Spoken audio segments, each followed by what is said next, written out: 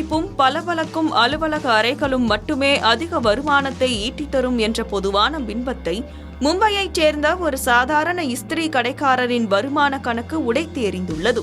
நளினி உனாக்கர் என்ற பெண் தனது எக்ஸ் தளத்தில் பகிர்ந்துள்ள ஒரு பதிவு தற்போது இணையத்தில் விவாத புயலை கிளப்பியுள்ளது. தனது வீட்டிற்கு அருகில் உள்ள ட்ரை கிளீனிங் உரிமையாளருடன் அவர் நடத்திய உரையாடலில் அந்த தம்பதி மாதம் 2 லட்சம் ரூபாய்க்கும் அதிகமாக நிகர லாபம் ஈட்டுவது தெரியவந்துள்ளது. 10 ஆண்டுகளுக்கும் மேலான அனுபவம் கொண்ட ஒரு மென்பொருள் பொறியாளரின் ஊதியத்தை விட ஒரு இஸ்திரி கடைக்காரரின் வருமானம் அதிகமாக இருப்பது பலரையும் ஆச்சரியத்தில் ஆழ்த்தியுள்ளது.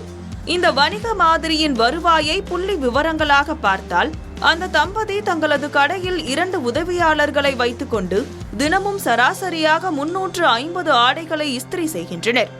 ஒரு ஆடைக்கு 10 ரூபாய் வீதம். இதன் மூலம் தினமும் 3500 ரூபாய் வருமானம் கிடைக்கிறது.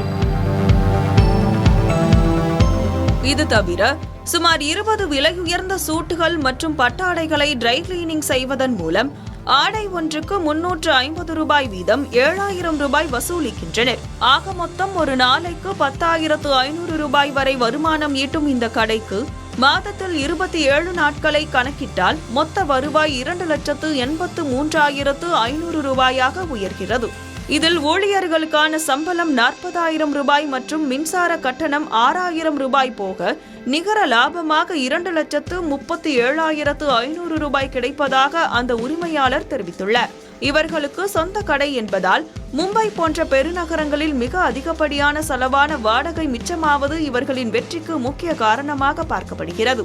இருப்பினும் இந்த தகவல்கள் வைரலானதை தொடர்ந்து இத்தொழிலில் உள்ள மற்ற நிபுணர்கள் இதில் இருக்கும் நடைமுறை சவால்களையும் விடுபட்ட மறைமுக செலவுகளையும் சுட்டிக்காட்டி ஒரு யதார்த்தமான பார்வையை முன்வைத்துள்ளனர்.